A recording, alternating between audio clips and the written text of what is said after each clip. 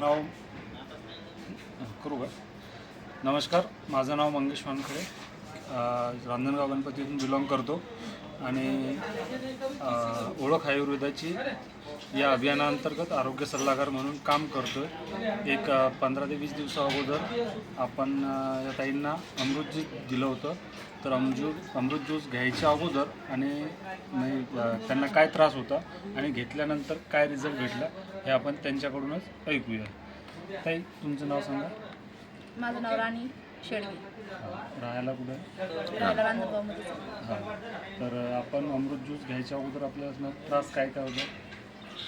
पहिलं माझी कंबर दुखायची, हातपाय दुखायचे. हां. आता औषध घेतल्यापासून म्हणजे दुखायचं कमी झाले. फरक पडला.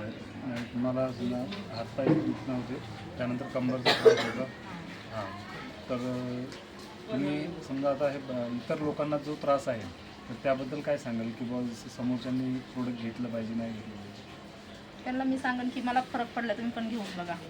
ठीक आहे, तुम्हाला पण धन्यवाद. फरक पडेल. हां हां, ठीक, धन्यवाद.